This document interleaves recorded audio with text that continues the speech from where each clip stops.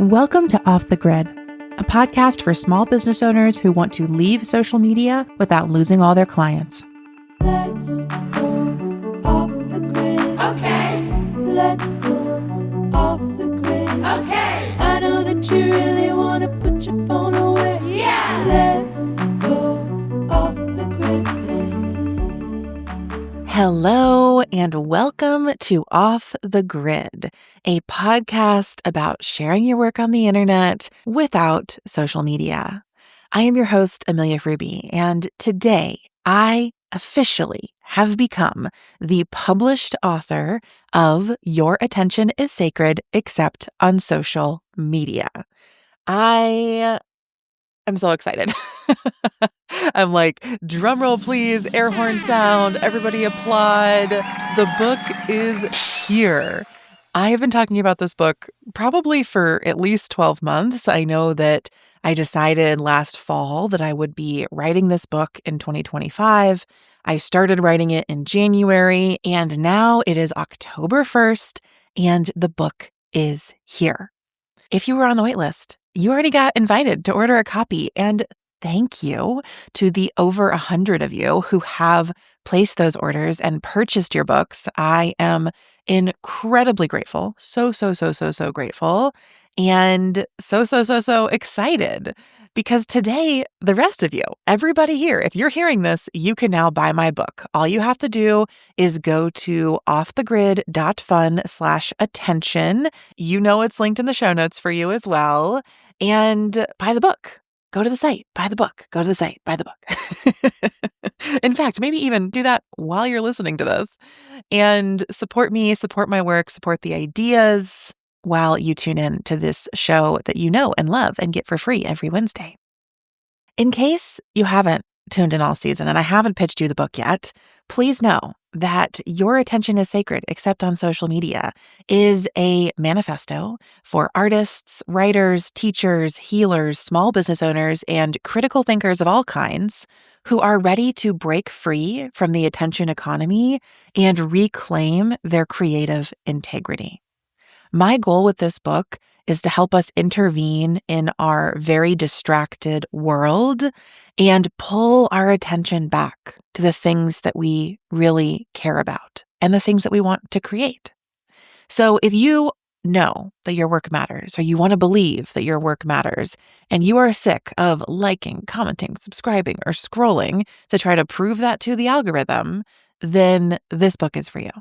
Now, last week, I talked a lot about how I'm doing my book launch a little differently than other traditional book launches. One, because it's self-published, and two, because I'm me and I love marketing and I like doing things my own way. So let me just give you a heads up that when you go to the sales page for the book, which again, you can find at offthegrid.fun/attention, when you go there, what you're going to see is that I am really highlighting the book bundles I am selling.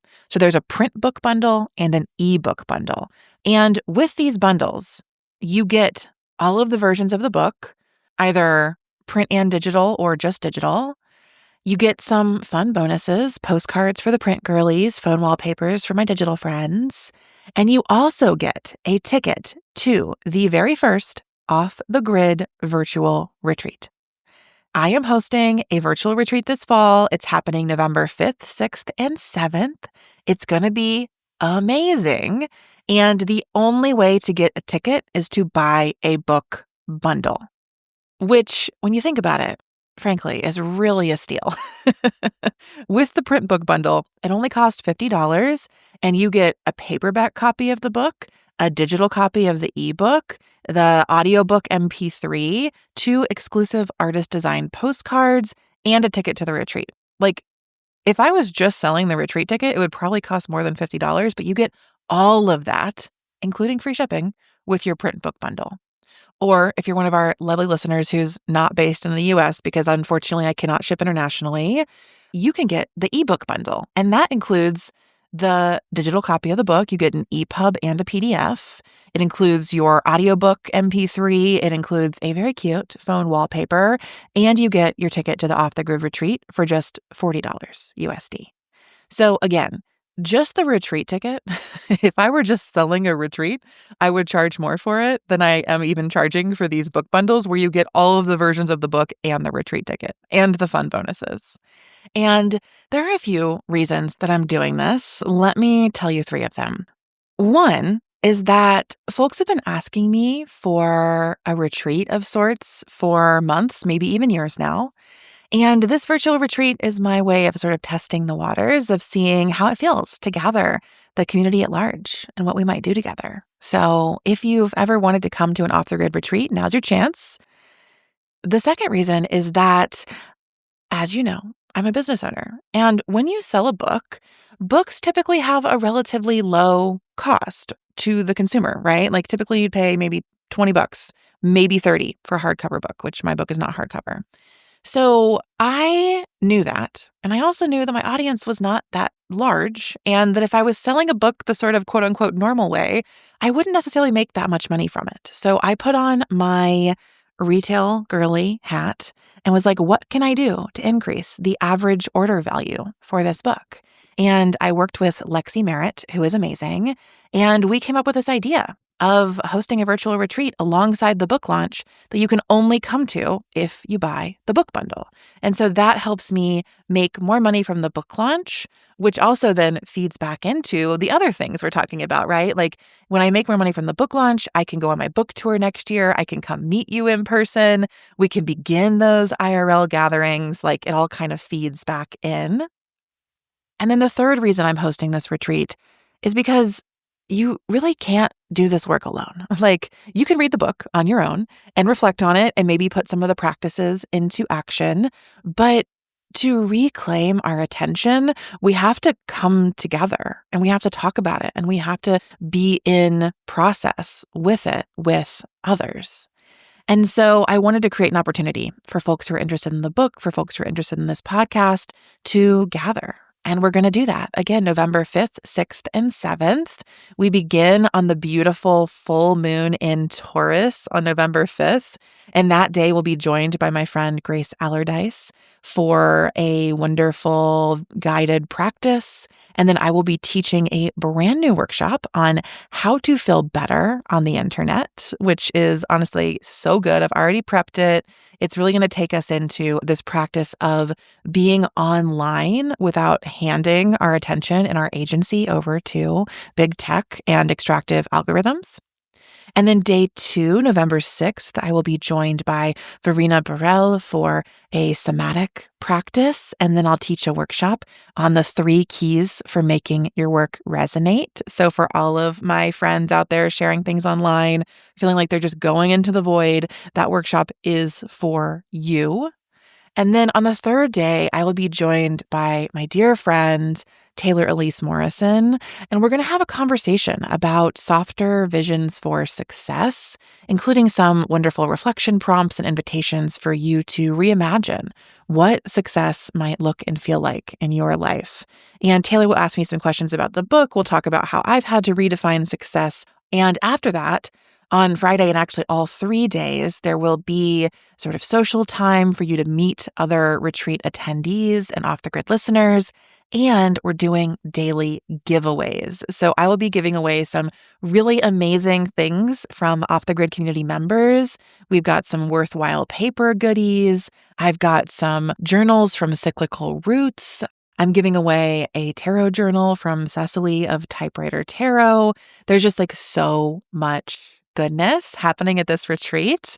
And again, the only way to come is to buy a book bundle. But that also means you can literally get multiple versions of my book, bonuses, and the entire retreat experience for as little as $40 USD. So I hope that that has you sprinting to your phone, your computer, wherever you make your purchases to order a copy today. And if I may ask, if you want to order, please do so sooner rather than later so that I can have a good sense of how the book is selling, if I need to reorder, if the retreat's going to be totally full and I need to reimagine it. Like the sooner I can know that, the better. So you'd be doing me a huge favor if you went ahead and ordered this week. Okay. Have you heard enough about the book now? Hopefully not, because you're going to keep hearing about it throughout the season. But in the rest of this episode, I'm actually sharing a conversation that I had for my friend Rebecca's podcast, Imagination State. Rebecca is an interweb member. She joined our co-working clubs over the summer, and she invited me on her show to talk about how I envision a world where creative people don't feel reliant on social media to spread the word about their work. And in this conversation, we kind of go back into like my lore and how I started doing community building work, how I came into podcasting, how I started off the grid. We talk about it in a way I haven't really ever spoken of it before. So it was really nurturing and fulfilling for me, and I hope for you to sort of hear the journey recounted in this new way. And then we talk more about the harms that social media algorithms do to our creativity and our communities and ways that you can intervene in that harm. So we don't directly talk about the book in this episode, I'm realizing, but it's all on the themes that you'll find in the pages of the book. So I hope that you will order a copy of the book today, tune into the rest of this episode, and then please go subscribe to Rebecca's podcast. Again, it's called Imagination State. I've linked to it in the show notes, and it's really, really beautiful. I highly, highly recommend it. So thank you so much for tuning in to this extended intro. Thank you so much for celebrating my book launch with me. Should we do the sound effects one more time? Here we go. Woo! Book is here. I'm so excited. And all of that said, let's dive in to my conversation with Rebecca Rivola from the Imagination State podcast. Where did your conception of this beautiful worldview that you're inviting people into, where did that come from for you? You know, the origin of the world of Off the Grid comes from so many places, I think. A lot of it began with my move to Chicago, which was after college. So I grew up in the Southeast in North Carolina. I went to high school there, went to college there. And then after school, I didn't know what I wanted to do. And I had a college professor who was like really invested in me going to graduate school. Was like, you are very smart. You're a great writer. You would be a great academic. You should do this. And it wasn't like my dream. It was just like, well, this person believes in me. I suppose I can do that. And I got into two programs, and the one I picked was at DePaul University in Chicago, mostly because I wanted to move to Chicago and like have a reason to be there. And so when I moved to Chicago, I like literally moved to a different world. It was so different than where I had grown up in central North Carolina or where I went to college in Raleigh. And also for anyone listening who's been to North Carolina, it's very different now than it was when I was growing up there. And so it's much more like progressive and cosmopolitan even than it was when I was there, when it still really felt like the capital S South. And when I moved to Chicago, I really started to see how steeped I was in patriarchal society, in a vision of meritocracy that had been taught to me by my schooling and the general like school and university system. I started to see how steeped I was in my own whiteness and how invisible it had been to me, and how I had lived in the South for 20 years and thought of racism as something other people did, right? Mm-hmm. And I had to learn how incorrect that was. I had to learn what systemic or structural oppression was. I had to stop thinking of everything as just like a personal action you did or didn't do. And in that way, I had this deep reckoning with my own agency. I had to realize that not everything was in my control, not everything was my choice, but also I had this like deeply radical sense of possibility and belonging and just being who I am. And so this was a total transformation. Like I literally do feel like I moved from one world to another. I reconstructed my entire worldview, and the ways that happened for me, there's these different sites where I had windows into new worlds, and I opened them and I walked through those windows/doors, I guess, with my mixed metaphor. But, one was being in graduate school. I took a number of courses in the Women and Gender Studies program at DePaul, and I learned a lot about feminism from a sort of academic and intellectual perspective. That helped me make sense of the many double standards I'd felt in my life. It helped me make sense of the sort of compulsory heterosexuality that I had experienced. maybe make sense of many of the dynamics that I experienced with men in my life. And then alongside that, I had a number of friends and colleagues who were really engaged in activism and organizing in the city. And so I got to be a part of the Chicago Torture Justice Project. And I got to really see both the deep roots of racist violence and police violence in Chicago, and also the people who were using art to fight against it. That was really eye-opening and transformative. And I'd say the third site that really changed things for me, and I think of site in its multiplicity there, site, SITE, location, but also site, my vision, SIGHT. And that would have been the community radio station I was a part of. And so when I came to Chicago, I loved music, and someone random on the internet, on Twitter, actually encouraged me to look up this radio station called CHIRP, which stood for Chicago Independent Radio Project. And I went to a volunteer meeting, and I eventually had a show on air. And then I was asked to be a part of their features department. And I started working on their podcast and interviewing local bands. And I learned how to podcast. And that is what brought me into audio as a medium. And that's what kind of led me to starting Softer Sounds.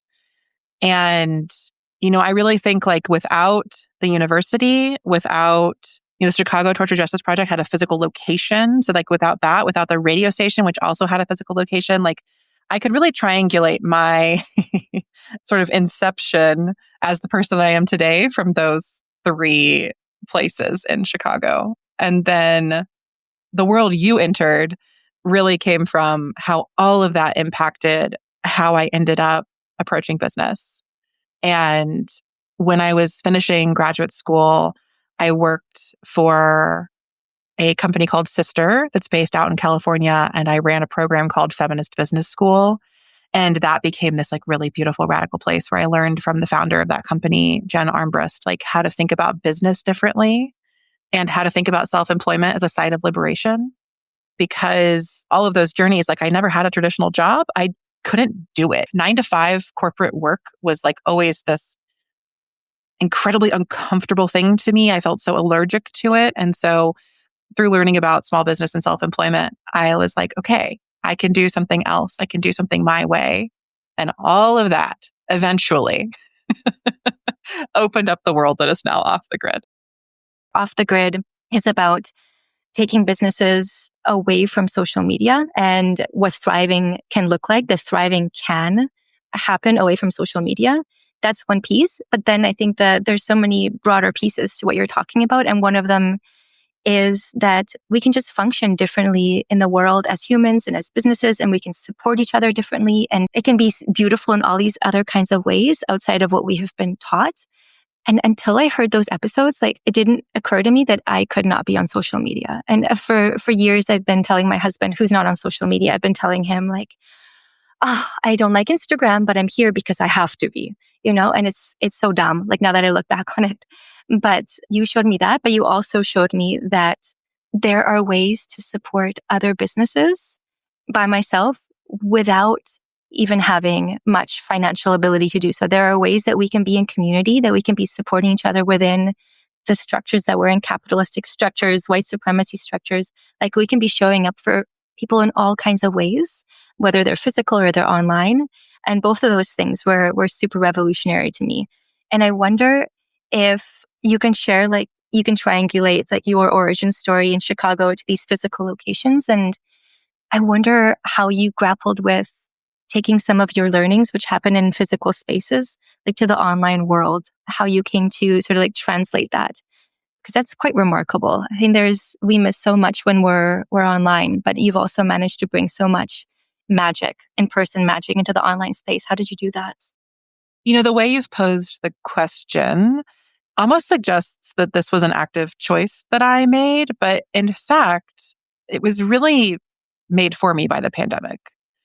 Because before the pandemic, I was living and loving my Chicago life. I was working on a podcast called 50 Feminist States that I had started and crowdfunded. And I was traveling all over the US to interview feminist activists and artists, working on this premise of podcasts are better in person. That was kind of it. And I used Kickstarter to fund these road trips that I went on where I drove all over in my little mint green Prius. my practice was so embedded in the physical world. And it only moved online because of the pandemic in many ways. And, I really think in terms of how I've world built online, I think it works because it's all centered in a podcast. And I really do believe that podcasts are magical because the voice is magical. Like, I do think that podcasts allow our bodies to travel space and time through our voice, through the airwaves. And we get to be together in a way that I just haven't found in any other medium, including video. Like in video, I look at myself, I become self-conscious, or I'm to feel like I'm just watching someone. There's something about like hearing and listening to a voice that I think really brings together so much of like the human relationship experience. And so there's something about the fact that it all starts with a podcast and Off the Grid. And then every other space that I open up or create or share with people online, I'm just trying to kind of replicate that feeling. And so I think what people find when they end up on a call with me or they come to a class or they show up for co-working is like, this is where like my integrity comes in. Like I am the same in all of those spaces. It's not a performance. It is parasocial on the podcast. But then when it becomes actually social and we come together, like I arrive as the same person you heard. Yeah. And the person you were in parasocial relationship is now the person you get to be in social relationship with. And I think that that is a lot of what like allows me to hold the space of Off the Grid in a certain way. And I think the like depth of my own personal development, spiritual development, social development allows me to like bring such a clear value system to those spaces. And I don't know. I mean, you've been in them. Would you agree? This is me kind of surmising how this has worked, but I'm curious from your perspective how it feels. Yeah, 100%. And I hadn't thought about podcasts being that way. And it makes me, for some reason, you made me think about books and think about how when you're reading a really good book, like maybe there's something similar there. I would agree. Absolutely. Books travel space and time as well. But then there's this additional magic of hearing somebody's voice and maybe you get to know them better. That's so true. And you're talking about translating your value system and you're talking about showing up the same way, like from parasocial to actually social. And definitely 100% yes. I remember when I first met you on our consulting call, which was beautiful and so fun. And you made it so welcoming and energizing. Yeah, I felt that way immediately. But I want to just pause on this value piece that you say when you talk about bringing your value set to the spaces you live in and you bring to people that you invite people into. What is that value set? Like when you're showing up on a podcast, on your podcast, on someone else's podcast, how do you ground in your value set? And can you share more about what that is? Yeah, absolutely. I have this urge or this belief that I should have like a list of like, here are my 5 core values. And I don't quite have that. Like I have written those lists many times. Like they even exist on some versions of my websites. But I really want to try to distill something maybe more meaningful or radical or deeper than like just giving you a list of a couple words here, because I could tell you that like Softer Sounds website has the values listed of like clarity and resonance. And I picked those words for reasons, but I'm interested in reflecting on like what really is the value set that I'm trying to show up with. And maybe it's more like the guiding principles of how I live my life. And I think that I am certainly always trying to get free. I think liberation from oppressive systems is at the core of everything that I do. That was also part of why I had to leave social media, because it is an inherently oppressive and extractive system, or those platforms are in and of themselves on purpose, exploitative and extractive. So this value of like liberation, I also really like to call myself like gently no nonsense, by which I mean that I'm really invested in permission and all of us giving ourselves permission to arrive as we actually are. And I'm also invested in the personal accountability of being aware of how you actually are. Like, I think I've definitely seen spaces where it's like, we have permission to show up however you arrive, be whoever you want to be. But then there's no accountability to like take responsibility for the fact like, oh, I'm super dysregulated and I just like threw that into the space and dysregulated everybody else, right? Like show up with the honesty that you're feeling dysregulated, but also with the awareness that that's the case and that can shape your actions. So permission, liberation, self-awareness, shared accountability, gentleness, but a sort of open-eyed honesty. I called my business Softer Sounds, and I talk a lot about softness in my work. And I think sometimes people think that I'm going to be like super femme or like triple water sign kind of person. Like they think that I called it Softer Sounds because I am inherently soft, but it was actually quite the opposite. I'm an Aries Sun Capricorn rising. I work really hard. I know how to like force and push, and I can be really blunt and fiery. And softness for me was like a purposeful softening when I realized like those qualities were so upheld and uplifted by the society that I didn't respect or didn't want to be complicit in. I was like, okay, how can I soften? How can I still be myself, but live within that sort of tension of like the strength of my will, but like the softness of how I want to be in relationship. And so all of that is on my mind when I am showing up or holding any space. And I think what that does is it allows people to arrive as they are, but to feel clear that we're all centering like liberation and permission in that process. And I think that's at least where I land with it for today. Thank you for that. I've heard you tell the story of how you came to realize that you had to go. You had to leave social media. And I wonder if I could ask you to share a version of that story, because you talk about these values and you talk about liberation, especially. I think maybe like focusing on liberation, you came to realize like you could not exercise these values in a place that does not allow people to be free in all different kinds of ways. And thinking specifically, you talk about how you had this inner tug of war, like you were just trying, you were workshopping all these different ways that you could try to make social media fit within your values. And you're like, if I approach it this way, and if I only use it in this ways, and if I treat my community this way, then maybe it can work. Is that correct? And then at some point it broke and you just realized that that's not the case. You just can't. Yeah, I think that there were kind of two levels of my experience. So one level was precisely that. It was that I was really developing this feminist politics and praxis. And the more I tried to implement it and in my life and also stay on social media, I was like, this space works against so much of what I'm trying to do. Yeah. And more specifically at the time, like a big part of my feminist uprooting, awakening practices had a lot to do with the sort of like radical acceptance of my body. And I built out this body of work that I called Selfies for Radical Self-Love.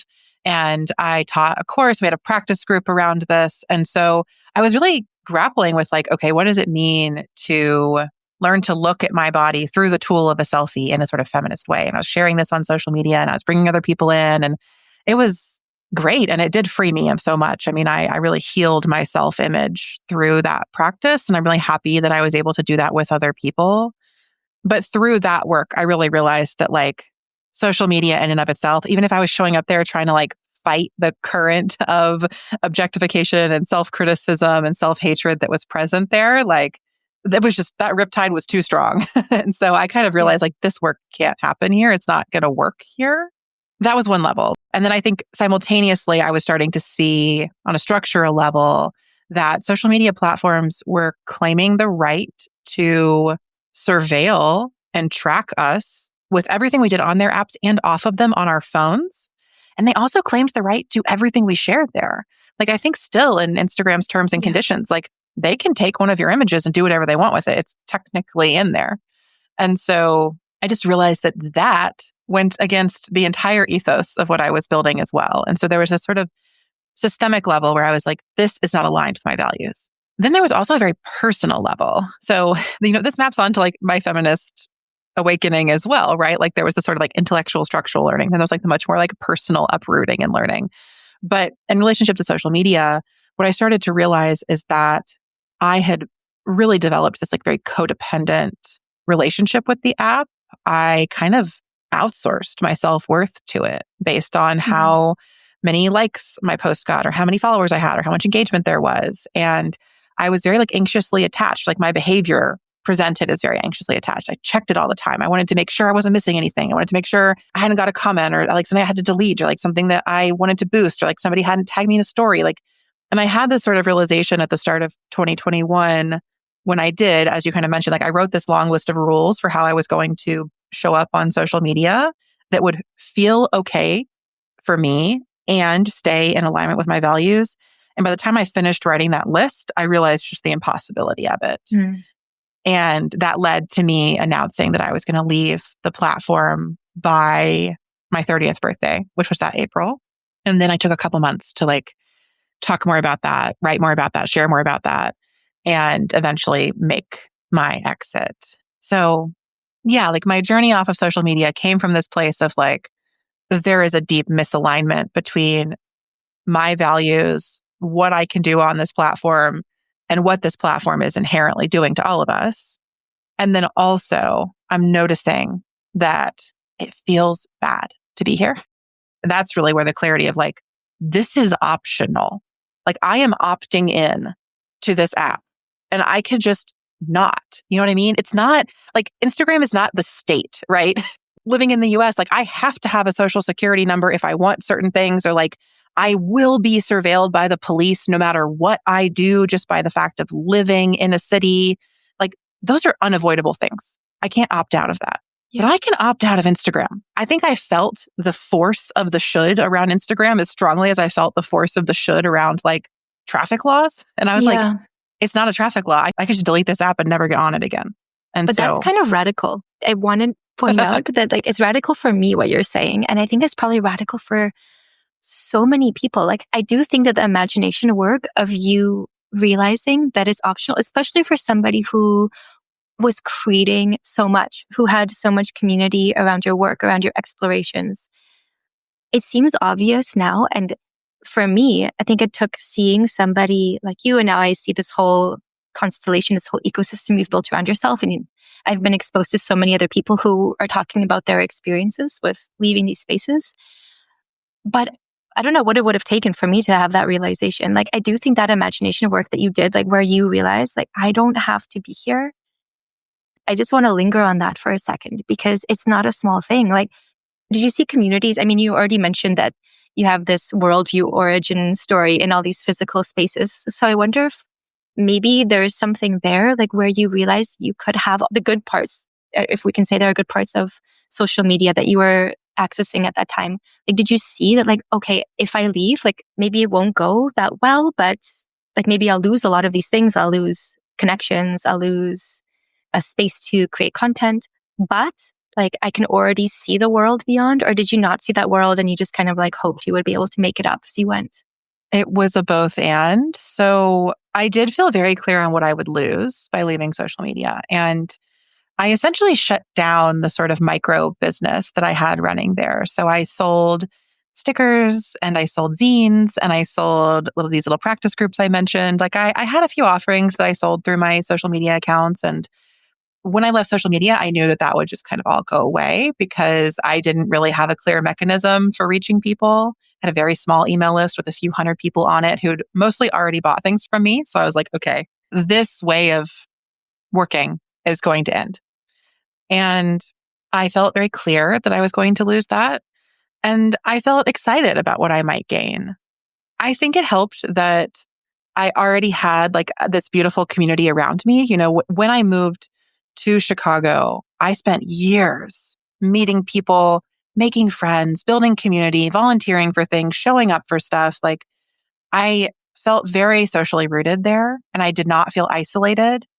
And I say all of that, but now I'm realizing even as I say this, like in my timeline, I left social media after I'd already moved to Nebraska. So it's interesting because I had a beautiful community of friends and supporters, but I am relatively isolated where I live here. I don't have a lot of friends IRL in Lincoln. I haven't built as many as I had in Chicago, but I think just the fact that I had so many people that I adored who I knew would support my work, even if I wasn't on social media. I felt like I could make more friends on the internet through many different ways, through podcasting, through emailing, through going to courses, through signing up for communities. And I knew I only had more of that to gain. So I suppose like I felt clear on what I was losing. I felt pretty clear about what was possible. And I remember this distinct sense of like, people are going to leave. And I want to do this before everyone's getting off. I want to kind of venture out ahead. I feel like they're ready. the bitter end. I mean, there's definitely a different sentiment now. And that's been interesting too, right? Like when I left, when I started off the grid, people thought it was like weird or novel or like.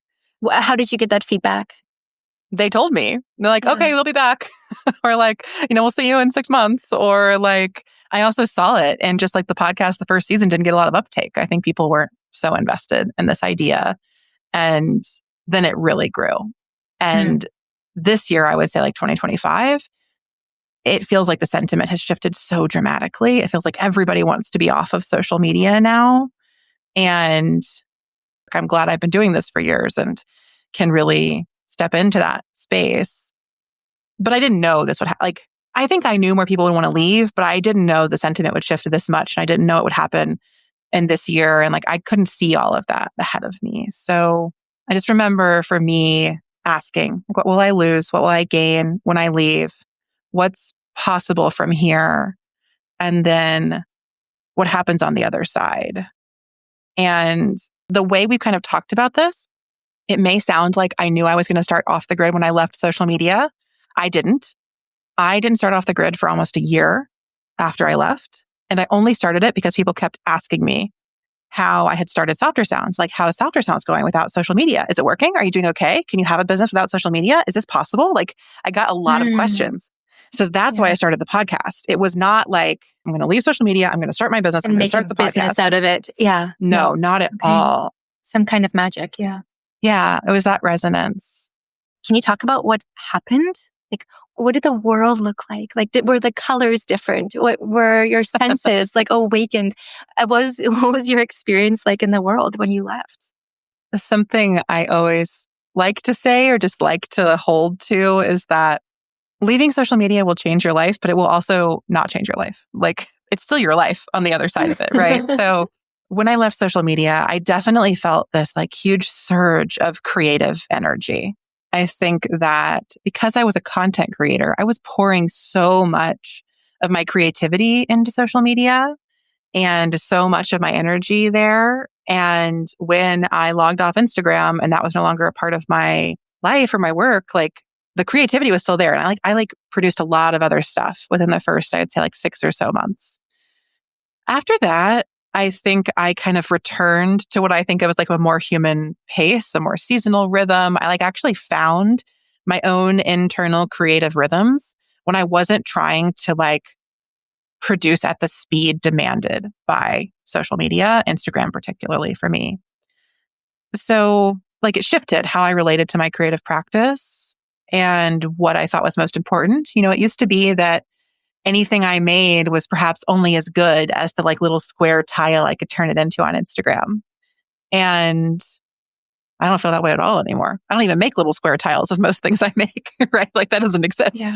What do you think happens to people's imagination and creativity sort of on this broad level in these algorithmic spaces? And I know since you left, there's probably been 10 changes to just Instagram, way right? More. So many. Right. So much. So maybe you can't even comment on how they're hijacking people's attention and ability to imagine and ability to conceptualize their relationship to the outside world and to others, etc. But you named a few interesting things there. And I wonder if you can speak to that. I guess this is maybe getting at the opportunity cost of for people who decide to stay. And of course, I know you don't tell people you have to go. You should not be there. You should delete your social media apps.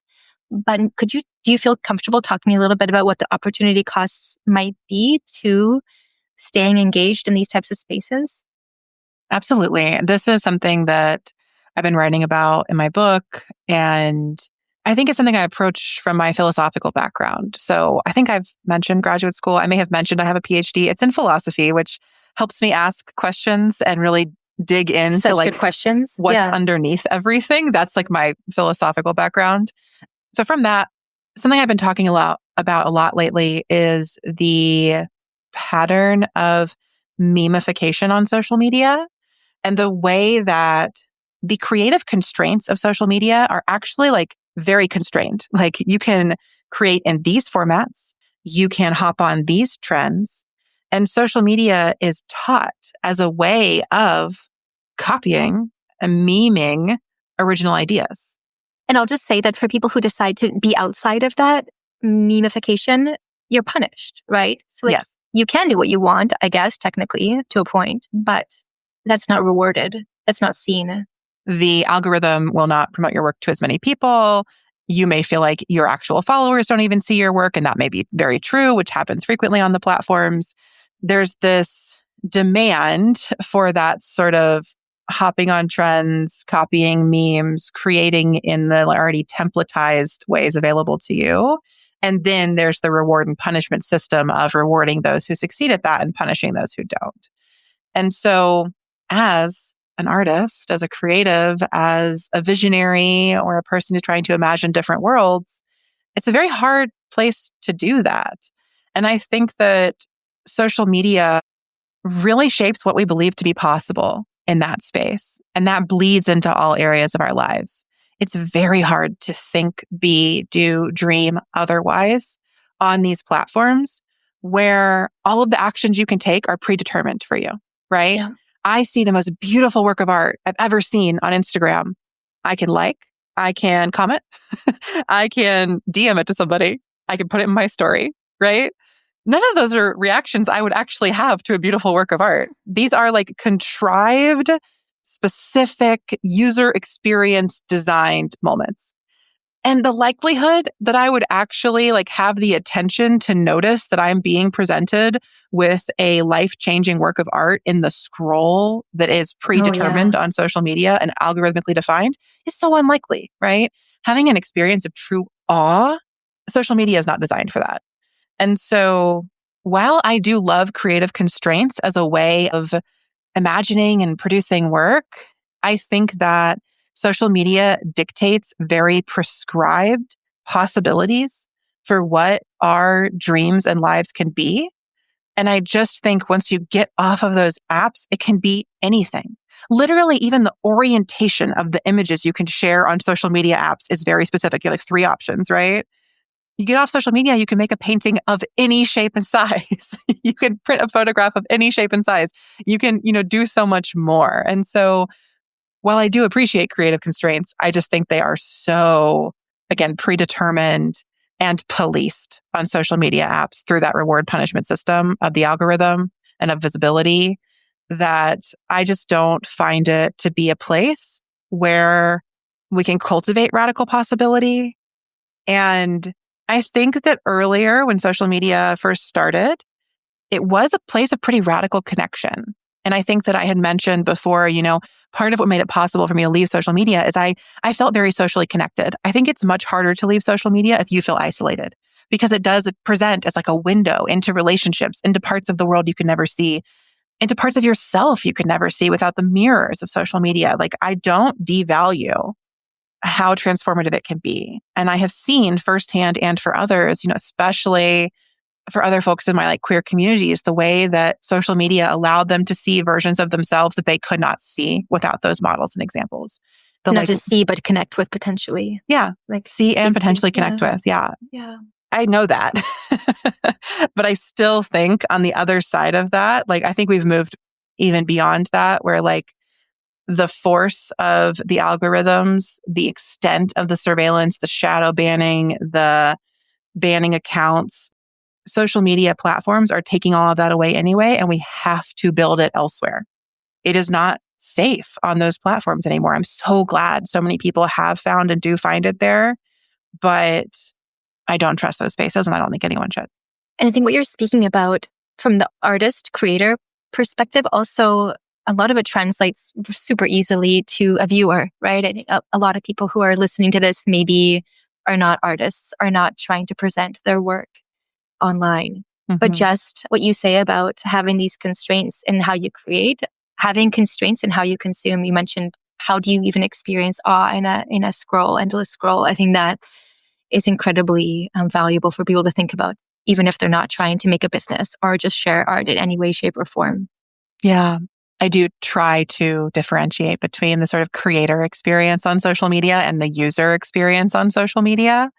And I do think that like if you are just a user, a consumer of social media, then you will have different relationships and feelings about the platforms, because so much of what my experience was as a creator, like it got wrapped up in a lot of that anxiety around if I was being seen or not. But I found that for many of my friends and family members who just use the apps, maybe they post something every once in a while, but they're not trying to build a platform. They don't want to be more visible. Many of them, in fact, don't want to be visible at all. They have very private profiles. They don't let people follow them. But even there, your choices are being dictated by the apps. Your taste is being dictated by the apps. Yeah. Your attention is being reshaped by the apps. I think that creators, sometimes we have this sort of like false belief in our agency on social media. For users, I just don't think that agency is very present at all. No Maybe you don't agency. have that false belief.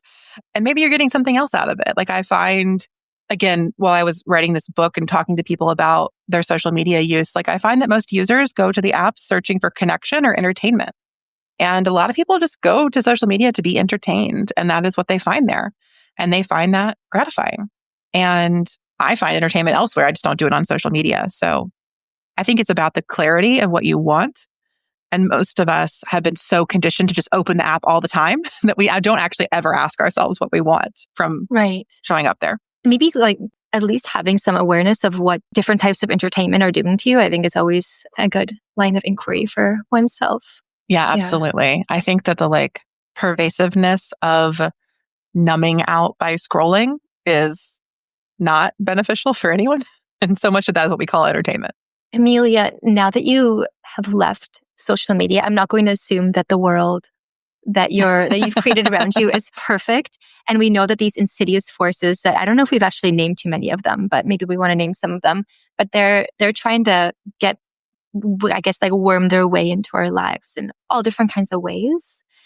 You have a really clear sense of what your values are and how you want to engage in the world. And I think when you were on social media, you're naming that there was such a contradiction that came to be that like you couldn't ignore it anymore. And you were incredibly brave and courageous and you left. Now that you're no longer there, are you still on guard for your creativity, your creations, your communities, like being seized, co-opted, like infiltrated in different ways? Just like how you approach, like looking at all the ways in which you engage in the world to sort of be aware of what's happening and who's potentially like creeping in and starting to like manipulate you or any of us unnoticed. I'm just noticing the sort of language that you've used of like being on guard or things creeping in or manipulating. Am I like showing my fear existence right now in this country? Well, I think that somehow I have this ability and I don't totally know how. I can't necessarily teach it to anyone, but like I both feel very sensitive to the ways that my attention is extracted, manipulated, and directed toward things I didn't choose. I feel sensitive to that without feeling like I have to be hyper vigilant or like I need to close myself off from the world. I think that I maintain a very kind of open aura to many degrees. And I think there are a few reasons I'm able to do that. One is that I have left the platforms. The places I'm sharing and showing up now, I have a lot more agency in those spaces. Podcasting is a space where like I get to kind of broadcast from my mic and my desk at home. I mostly show up on my own websites and in my own community that people have paid to join. And so that provides me with a lot of felt sense of safety. So I'm not worried about those things. I also think that the fact that I moved to an area where there isn't much community around this, I don't really know small business owners here. And that means that I'm not living this sort of weird, like public life. Like I get on my computer, I do my things, I meet the people, and then I like get off my computer and I just live my normal life. Mm-hmm. I've thought about if I was doing this in Chicago, I think it would be different because I would feel a different pressure because there's a lot of listeners there and I might see them in public. And like, what would it mean to like be in my pajamas at the grocery store and somebody's like, I listen to your podcast. Like, I don't have to do any of that because nobody here is listening to my podcast. So I've really created both this like physical distance from my work and my online life and like chosen these spaces where I can show up. And that allows me to be really open and really generous and still feel safe. And that is paired with then this like cultivated sensitivity to the dynamics of just like big tech and the fact that the dominant mode of monetization on the internet is still data mining and ad sales, right? Like maybe eventually that will change. Maybe data and ads will one day not be the most valuable thing. And like our experience of the internet will totally change. But I have seen people who've gone through horrible experiences online, who've been doxxed, who have had to shut themselves off from the world because of the ways that they have been surveilled or persecuted. And that's really challenging. And I feel very lucky that that has not been my experience, that I've been able to sort of maintain this openness and sense of safety. And yes, I receive some mean emails and like, yes, I get some comments here and there, but it's not overwhelming. And I think about this a lot as I think about how big I want my platform to grow. I don't want to be mainstream. I don't want to be huge because it comes with all of that. I don't want that degree of public scrutiny and attention. I much prefer a smaller, more curated relationship to my work and the people who appreciate it. And I guess that's how I'm thinking about this right now. One thing I love about the way you think is that you think by creating, like that you have a question, you have an interest, you're curious about something, and you leap right into creating a project or a collaboration or a community, a podcast. And I'm wondering, what is a question that you're sort of within right now without having a clear-cut answer yet? I think a lot of this year for me has been about when do I say yes and when do I say no? And I have this sort of underlying belief that I've built my career around saying yes to everything. I've been a big say yes person, but also I'm like tired. Yeah. Also like, and I think this comes up because you mentioned like collaborations and projects. And so it's like, I have this urge that like every invitation I get, I should say yes to, or every idea I have, I should say yes to executing it.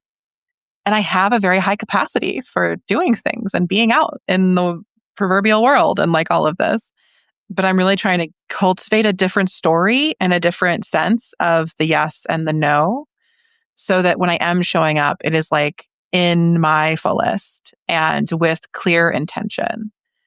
And you know, something I've learned from you, Rebecca, in the experience of being a guest on this podcast is that that's not all on me. Like actually, the way that you showed up to invite me to be a guest and the intentionality that you brought to that invitation and to the preparation for it, like one, made it such an easy, honest, excited yes. And two, like facilitated me showing up in this way. And I think that that's really something I'm sitting with is the sort of like mutuality of every invitation. And yeah, I just feel excited for more collaborations of this kind. That is so kind.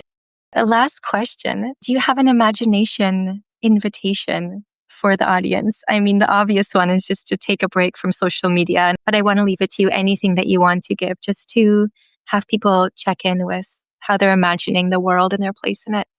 I mean, I'm always here to encourage us to put our phones away or take a break from scrolling. But, you know, I think what's really come through this conversation is the sort of importance of asking ourselves why we're doing something and of investigating every thought we have that we should be doing something or behaving in a certain way or showing up somewhere. So if folks want to, you know, leave social media, I have a whole free toolkit for that and a whole podcast with over 100 episodes about that. But I think what I want to share here is a practice that I learned years ago from Alex at Rec Center. I was in a course with her and she had us do should diaries. And so for a day, your job was to write down every time you had the thought that you should do something. And that was really illuminating for me. It just brought up how much I had that thought And as I say this to you, I have pulled it up in my phone note, and I did it for a couple days. And like the shoulds were so clear. Like I'll just read a few. I should get out of bed. I should shower. I should not spend money on that. I should go back to sleep. I should go to the farmer's market. I should wear this face mask longer. I should sit at my altar. I should reorder my perfume. I should mail these gifts to my friends. I should clean today. I should put things away. I should read something. I should take a break. I should keep working. I should quit working. I should keep working. I should quit working. That's a whole list of those. So Oh my goodness. doing that practice and then sitting with and kind of investigating those lists and being like, that keep working, quit working is pointing to something deeper that's going on in my story around work. And how can I pull that out? And I think that, this happened a few months after I left social media, but it would have been really helpful if I had done it before. I'm sure it would have surfaced so many shoulds around Instagram that it would have led me to get off the platform perhaps even sooner. And so I just think starting with surfacing and articulating all of these shoulds that show up in our lives, that will point us toward the areas that perhaps we are operating from a sense of what the system wants instead of what we want. And then that can help us get to our core desires and the things we really want to be doing and being in the world. And that's really what I'm invested in. Like getting off of social media is important for that work. And I talk about that so much because I think it is a major site of transformation for so many people. But whether social media is like a sticking point for you or not, like investigating your shoulds will lead you toward a more liberated life. Like I truly believe that. Oh, I appreciate that so much. What is one thing that you want to do today that's not a should? That's a great question. Yeah. I think that, in this immediate moment, I want to eat something and I feel like I should reply to this email that just showed up in my inbox before that, but I'm not going to do that. I'm going to listen to my body and get a snack and get some water and step away from my screen after this beautiful recording session.